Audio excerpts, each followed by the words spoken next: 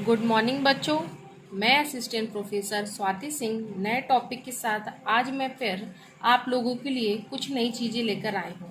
आज का हमारा टॉपिक है सहभागी शिक्षण, जो कि डीएलएड फर्स्ट ईयर के बच्चों के लिए है। जैसा कि पिछली वीडियो में हमने संवाद मूलक विधि जो पार्ट 1 में पढ़ा था, आज हम सहभागी शिक्षण पढ़ेंगे पार्ट 2 में कि सहभागी शिक्षण किसको बोलते हैं। तो आइए अब हम जानते हैं कि सहभागी शिक्षण किसे बोलते हैं। तो पहले तो हम ये जान लेते हैं कि सहभागी शिक्षण होता क्या है। जैसे सहभागी शिक्षण से अभिप्राय शिक्षक प्रक्रिया में शिक्षक एवं विद्यार्थी की सहभागिता से है। शिक्षण की प्रक्रिया में शिक्षक तथा विद्यार्थी दोनों ही महत्वपूर्ण होते हैं। शिक्षक प्रक्रिया की सहभागिता सफलता में दोनों ही आवश्यक होते हैं। एक दूसरे के बिना शिक्षण प्रक्रिया अधूरी है। कक्षा में शिक्षण कार्य करते समय शिक्षक कई प्रकार की क्रिया करता है।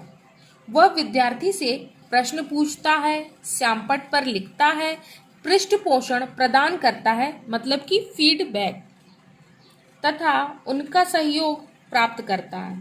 शिक्षक प्रश्न पूछता है, विद्यार्थी उत्तर देते हैं, दोनों ही एक दूसरे का सहयोग करते हैं। कहने का अर्थ यह है कि सहभागी शिक्षण का मतलब क्या होता है कि शिक्षक और शिक्षार्थी दोनों ही एक दूसरे का सहयोग करते हैं। जैसे क्रिया करते हैं, श्यामपट्ट पे लिखना, बोलना, उत्तर देना, ये सब क्या है, सहभागी शिक्षण के अंतर्गत आता है। फिर उसके बाद क्या होता है, शिक्षक उसका फीडबैक लेता है कि बच्चे को कहाँ तक वो क्वेश्चन समझ में आया, आंसर समझ में आया या नहीं आया। तो ये गति हमारी सहभागी शिक्षण में होती रहती है।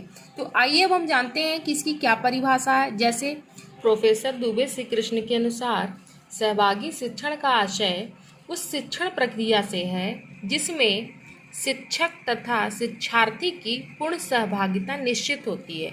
कहने का अर्थ यह है कि जैसे स्कूल या कॉलेज में कोई भी प्रोग्राम होता है तो उसमें क्या शिक्षक भी इन्वॉल्व रहते हैं और शिक्षार्थी भी, तो बहुत ज़्यादा बढ़ चढ़कर हिस्सा लेते हैं। तो इससे क्या होता है, वो प्रक्रिया जो होती है बहुत प्रभावशाली हो जाती है। उसी का अर्थ है यह सहभागिता, मतलब कि पार्टिसिपेशंस, तथा सहभागिता द्वारा ही शिक्षण प्रक्रिया प्रभावशाली तथा उद्देश्यपूर्ण होती है। मतलब कि उसका कोई अर्थ निकलता है और बहुत रोमांचक और बहुत अच्छा वो होता है। प्रोग्राम हो जाए, चाहे वो सेमिनार हो गया, चाहे कल्चरल एक्टिविटी हो गई, तो ये क्या होती है, प्रभावशाली हो जाती है। तो अब हम आगे जानते हैं कि सहभागी शिक्षण में शिक्षक और विद्यार्थी दोनों का ही महत्वपूर्ण स्थान होता है, क्योंकि बिना दोनों के तो सहभागी शिक्षण हमारे लिए व्यर्थ है।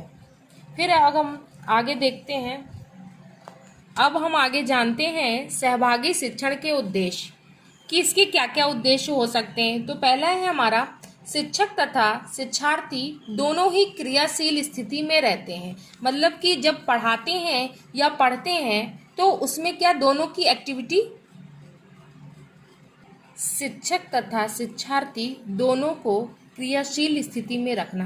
जैसा कि अभी हमने यहाँ बताया कि शिक्षक और विद्यार्थी दोनों का ही महत्वपूर्ण स्थान रहता है सहभागी शिक्षण में, क्योंकि वो दोनों क्रियाएं करते हैं। जब शिक्षक प्रश्न पूछता है, विद्यार्थी आंसर देता है, तो वो क्या क्रियाशील की स्थिति में रखते हैं। दूसरा है हमारा, शिक्षार्थी को स्थायी ज्ञान प्राप्त कराना, शिक्षार्थियों को स्थायी ज्ञान प्राप्त कराना। फिर तीसरा पॉइंट है हमारा, शिक्षार्थियों का सर्वांगीण विकास करना। सर्वांगीण का मतलब ये है कि पूरा सर्वगुण संपन्न विकास कराना। फिर फोर्थ पॉइंट है हमारा, विषय वस्तु को सरल तथा बोधगम्य रूप में प्रस्तुत करना। जैसे अगर सहभागी शिक्षण होगा तो उस स्थिति में शिक्षक भी बता सकते हैं और शिक्षार्थी भी, कि जब तक शिक्षक शिक्षार्थी इन्वॉल्व नहीं होंगे तब तक सरल और बोधगम्य रूप प्रस्तुत नहीं हो पाएगा। फिर है हमारा फोर्थ, शारीरिक तथा मानसिक रूप से क्रियाशील रखना। ये तो हम बता ही चुके हैं कि शिक्षक और विद्यार्थी का महत्वपूर्ण स्थान रहता है। इस प्रक्रिया से शारीरिक और मानसिक रूप से दोनों ही क्रियाशील यानी एक्टिव रहते हैं। फिर आइए अब हम देखते हैं सहभागी शिक्षण की विशेषता क्या क्या है। तो पहला है हमारा, सहभागी शिक्षण प्रक्रिया से शिक्षण के समस्त पक्ष लाभान्वित होते हैं। फिर सेकंड है हमारा, यह क्रिया सहयोग तथा सहभागिता पर ही आधारित होता है।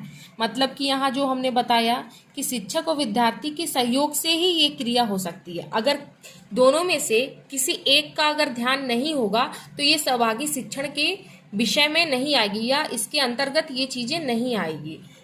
अब आगे है हमारा, सहभागी शिक्षक में शिक्षक तथा शिक्षार्थी दोनों की सहभागिता आवश्यक है। यहाँ हमने बता ही चुके हैं आपको। फिर है, सहभागी शिक्षण में शिक्षार्थी का महत्वपूर्ण स्थान है, क्योंकि बिना सहभागिता के शिक्षा का कोई मतलब नहीं है, ना शिक्षण का, ना शिक्षा का, ना शिक्षक का। नेक्स्ट हेडिंग है हमारा, शिक्षक अधिगम प्रक्रिया प्रभावशाली एवं बोधगम्य रूप में प्रस्तुत की जा सकती है।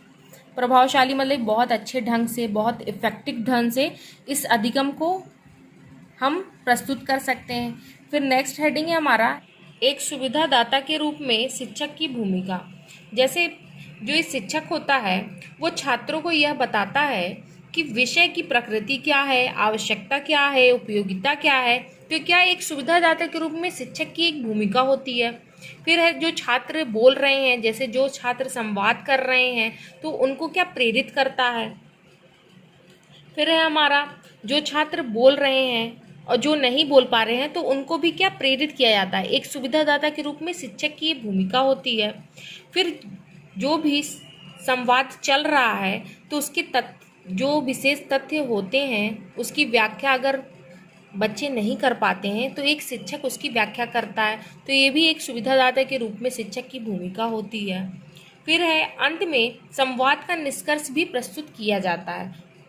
यदि संवाद से छात्र किसी विशेष तथ्यों की व्याख्या नहीं कर पाता है तो क्या करता है सुविधादाता के रूप में शिक्षक, उसकी व्याख्या करता है।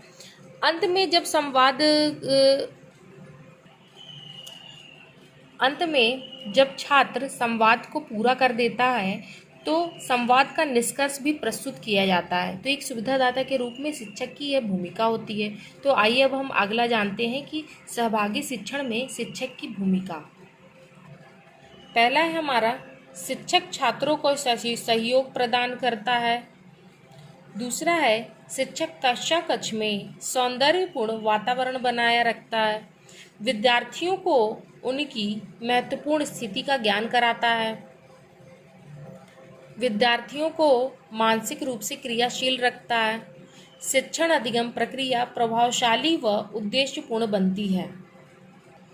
इस टॉपिक का यह सार है, सहभागी शिक्षण का मतलब कि क्लास में अगर शिक्षक और शिक्षार्थी दोनों की ही महत्वपूर्ण स्थान होता है, दोनों ही एक दूसरे के बिना अधूरे हैं। ये प्रक्रिया बिना दोनों के अधूरी मानी जाती है, क्योंकि शिक्षक और शिक्षार्थी की सहभागिता बहुत जरूरी है, जिसको बोलते हैं सहभागी शिक्षण। ठीक, तो बच्चों आज का हमारा टॉपिक यहीं समाप्त होता है। अब हम नेक्स्ट वीडियो में नेक्स्ट टॉपिक के साथ फिर से मिलेंगे। थैंक यू, धन्यवाद।